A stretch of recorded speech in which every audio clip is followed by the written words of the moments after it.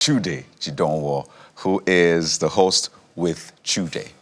Good morning. Good morning. How are you doing? Fine, thank you. So, with Chude. Yes, with Coyote. With Coyote on the morning brief. And Bukola and Jeffrey. Yeah. How are you doing? I'm doing very well.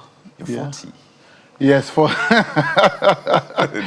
whole country knows that I'm 40. They must know. How does it feel to be 40? I've wanted to be 40 for a long time. Was that like a dream for you, a life ambition? I've always wanted to be older. Always wanted to be older. Also, my youth took too long. You know, my 20s took too long because I started working early. So 21, 22, I'm just like, can we get older already? You know, I stopped calling myself a young person immediately I turned 30. I'm just like, no, I want to be old. So yes, I was very happy to finally be 40. That's actually a very interesting journey you have. Looked like you grew old too fast in some sense. And was that a lot of burden? I know a lot of firstborns would tell you that you lastborns you enjoyed. I mean, you became an adult at 35. I became an adult at maybe 12. I was already doing, you know, grown-up stuff. So was that, how do you walk through that experience? Do you see it as a burden? Do you see it as a blessing or a mix? How is it for you? Oh, certainly a blessing, without a doubt. As I was saying to somebody yesterday, that I didn't like school. I didn't enjoy school because I was impatient to get into the real world. I just felt this school is just a process to go and start life. So I wanted to start life as early as I could. So doing things very early, being an adult very early, all of those things, I was very happy to do them. I was quite a weird child. But I really wanted to just go into the world and do things. Yeah. Wow. Well, for some of us, we want to get young again. Yeah. It's like, you know, the age is coming too fast. I wonder if you feel that way. But it's interesting, you know, watching your journey, Chude. Thank you. Knowing that, you know, you started from humble beginnings. Yeah. I recall your days with New Dawn, Yes. with Fumi Yoda. Yes. And now you're a media entrepreneur. Yeah. Whether you like it or not, Chude, a lot of people are watching you, particularly some of us, your colleagues, with admiration. Thank you. You know, that you're standing alone and standing strong. Thank you. Share with us some of those tips that make you confident as a media entrepreneur, 40. I guess the first thing that makes me confident is time and experience. So my very first few years as an entrepreneur, I was very scared. I call myself an accidental entrepreneur.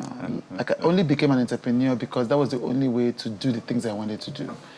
But, it took a while. We formed our first company, myself, Debola, and Amelia, when I was 19. And I didn't start full-time entrepreneurship until when I was 24. And only because the last company I was working for, a media company, was owing me salaries. And at that point, I said a prayer and said, you know what, maybe I should do this full time and I should trust God. And it was a scary time. I spent time with a lot of my mentors, Bukola Dubi, Tara Toye, I think Steve Babaiko, just frightened. I'm like, I've always had a job at the same time as being an entrepreneur. And now I want to quit this job because, of course, I was still doing the job even when they were owing me salaries. I wanted to quit this job and focus, you know. And I was only able to do it. I did a compromise because I was going to do my master's degree at the Pan-Atlantic University, where I ended up teaching later. And I said, okay, well, it's a full-time master, so I have to quit my job to do it. So that's kind of the fail-safe I had in my head. But I'm one of those people that was very scared to be an entrepreneur. So after a while of seeing success, after a while of creating systems, so the fear made me create systems. And so things like, so one of the things I always say in this country is I've never owed a salary in my life. And why? Is because I was so afraid of failing, I would save operational expenses of 2 years ahead so that there's never a time when there's no clients, I'm stuck. So things like that are what fear leads to. But I didn't do it. I did it afraid. It's a cliche, but I did it afraid. But I listened to an interview you did, and that same fear shook you, literally. Right. Which brought a different kind, let me use the word, a different kind of Chude. Yeah. That now spreads joy. That's so powerful, yes. Across literally, I don't know what you do that whenever I sit with your guests, most of the time they end up crying. I don't know what you exude at the end of the day. But maybe for those who are not familiar with that story, it coincides in a brief moment. You could also share what fear did to you and how fear repositioned you in that sense. Because some people, I watched a film, I think it's Devil's Advocate, one of those movies, said fear either makes you focus or makes you fold. You became focused even further. Yeah. But first I folded. But first I folded. 2016, long story short, I was going, so for the first time in our business life, for the first time in my life, I saw myself failing. First time in our business life. So that 2-year buffer that we always used to have, for the first time since in 10 years, 11 years of business, we had to touch it because clients were not spending. We were not winning new accounts. All kinds of things were happening. And so my sense of self scattered, cratered, destroyed. And so I folded. That's when I fell into a depression. And then I was diagnosed with clinical depression. So it wasn't just depression as something we say on social media, but I was diagnosed with it. And it was the things that I learned coming out of that depression. When I came out of it, I became, as I said in my book that's coming out in September, I became born again. I'm not born again the way we know it, but it's like you faced your greatest fear, which was the fear of failure, which was the fear of poverty. I faced that greatest fear. I realized that I could survive it. I realized that I had the tools inside myself to survive even the adversity I feared the most. So when I came out, I was on an urgent mission to share what I had learned with as many people as I could. And that is what eventually led to my show. And that's what led to, so some people have always been surprised, how did you turn your back on working in politics? How did you resign as CEO of Red Media Africa? Those things were easy because I had faced something that I would never have thought I could have faced. It completely changed my life. Oh, there are those who will describe you as visionary, even revolutionary. Some just say, this guy is crazy. I mean, you chose to do with Chude at a time when people said, no, people don't watch things like this. You're going to fail. You maybe have 2 views from friends and families at the end of the day. But now that is one of the top shows on the continent. You found a way to tell stories. Jeffrey said, we don't know what you do to your guests, so they end up spilling everything.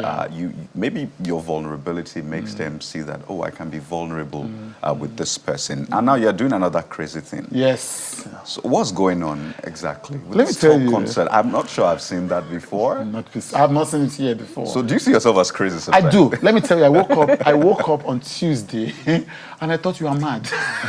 Because I thought, first of all, the idea of a talk concert, literally just woke up one morning and said, I'm going to do this. This is what it's going to be called. This is what I'm going to do. No models on the continent for this. No, there was no, I hadn't gone and reached out to sponsors and thought, okay, this is something you're going to sponsor. Nothing. Just, and I thought to myself, how crazy it is. I'm looking at the back end and I'm seeing our VVIP tickets selling out. And I'm thinking, actually, the VVIP tickets were the first thing to sell out. And I'm thinking, it's crazy that I even thought this was possible. Crazy that I even thought this was possible. So, yes, I've always done crazy things. My mentor, Mwabudu, interviewed me this year and said, the problem with crazy things is that maybe you first do it and other people enjoy the benefits. So people stop doing it. But I can't not do crazy things. I can't physically not do them. Like, I can't do the typical thing. If the way we say it in Christianese, I'm not called to do typical things. And there is a burning hunger in me. Like, I can't rest.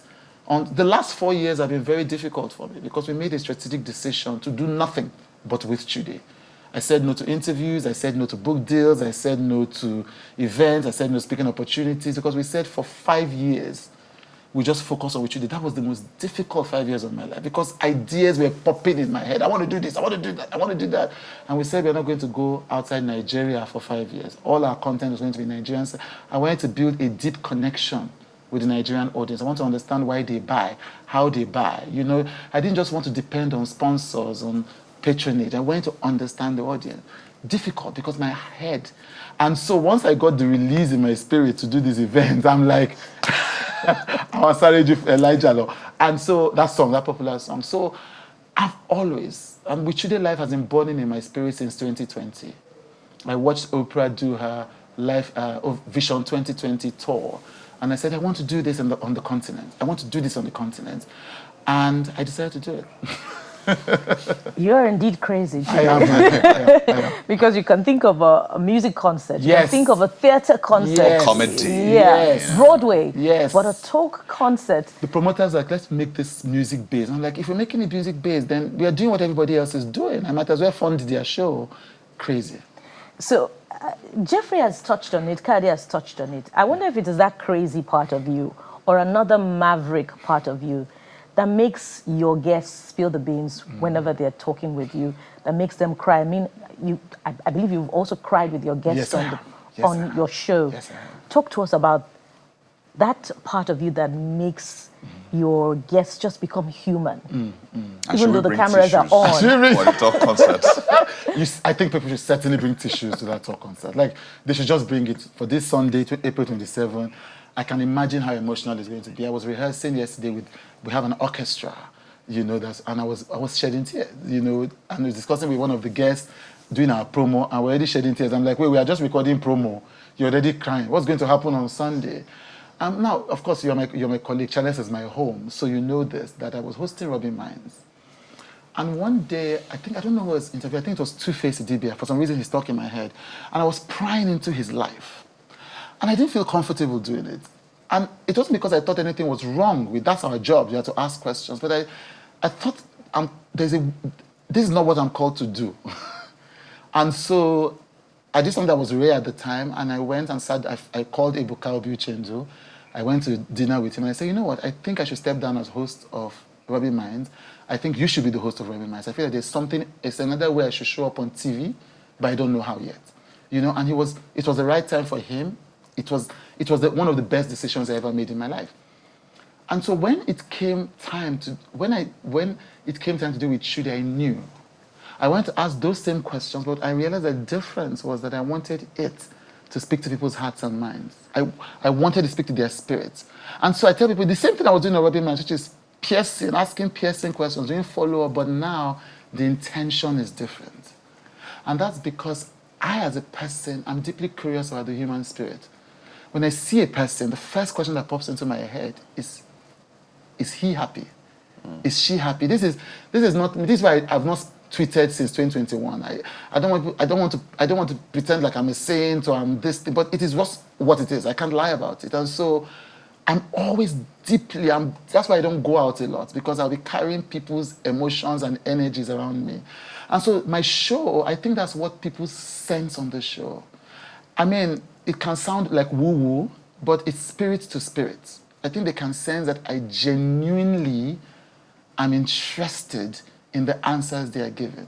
And that is why I'm also emotional. So it's not I'm also emotional. I remember the Adame interview. She was crying, I was crying. She's like, what is wrong with me? The late Adame, God rest her soul. I'm like, what is wrong with me? The tears were all over the place. I remember Pastor Itwa was on my show talking about his late wife, Ibidu Godola, and he was comforting me. Because I was so touched by, his experiences. So the human spirit, our capacity to endure adversity, our capacity to suffer, to enjoy, to laugh, to cry, all of those things are deeply important. Apparently, it looks like a lot of us are masks, or let's use the African word masquerades in that sense, because you're behind, something is in front, yes. And you've been able to find a way to take out that and say, breathe. That's exactly So, what should we be expecting this Sunday? Let's get to the details. Thank you. So April 27th, this Sunday at the Palms in Lekki, we have Chimamanda Adichie. We called it, I put up a post with her on Monday, our homecoming. This is her first major event since the release of Dream Camp. She doesn't need a helicopter this time. And speaking of helicopters, I have a big announcement tomorrow. Speaking of helicopters. Don't worry. The cameras are down, Chude. Go ahead. We'll not tell anybody. We can't say it today. We're on a, but I have a big announcement of a big guest tomorrow. By the time you hear helicopter, big guest, you understand tomorrow. So we have Chimamanda Adichie, Funke Akindele, Bovi Ugboma, Fowles the Bad Guy, and Pastor Jerry Eze of the NSPPD, What God Cannot Do Does Not Exist. I'm interviewing them live on stage. Full interviews, live on stage. The audience is there. They're going to ask questions, the tears, the goosebumps, all live. And I have two panels of some of the brightest creatives. I have Kiki, Taoma, Moses Bliss, who has never done an interview as far as I know. Tenny Makanaki, who we announced this week, Ruth Kadiri, somebody else I shouldn't be forgetting, and forget Hawa Lawal, and finally Vicky James. You know, they're all going to be live, being interviewed about how they survive the fast pace of life today, the masquerade thing, how do you present a public and a private face, and how do you manage the tensions of social media. So honest conversations live, no cuts, no rehearsal, no remove this from the promo. Yeah. Live conversations that are life affirming. Amazing. I'm so excited. Wow, that is a lineup. We're proud. Thank you. Thank you. Excited for you. We have to anchor at this point, but the journalism is thinking, is that announcement tomorrow, is it related to a near helicopter miss or a helicopter mishap, someone who was involved, or a pilot? I'm just thinking all around. Yes. Oh, wait. Wait, you have to wait. Is it related to maybe a Mrs. Chude? You have to wait. Because you said you always find out if people are happy. So people want to know, are you happily married? Thank you. No, I'm not married. I'm not married. No, it will soon come to the club. Yeah, exactly. So when I'm ready, I will join. Chude, we have to thank you so much. Always a pleasure having you. I wanted to come. When my people said, do media tours, I'm like, you know what? I'm going to do my favorite shows. And the Morning Brief is one of my favorite shows. No lying. I love you guys. I love the work you're doing. Thank you. Happy to be here. Thank you so much. Ladies and gentlemen, there's a lot to look forward to on Sunday. If you've not got your ticket, absolutely get it right now, and hold your tissue as well. But hey, get ready for it. You come with tall, actually. Exactly. Chude, Chidonwa, thank you so much for your time on the show. Thank you. Whew, we survived. We didn't cry today, but maybe not on Friday. We'll go on a quick break now. When we return, we have an amazing lineup for you of a child and someone else doing great stuff on the big screen as well. Stay with us. We'll be right back.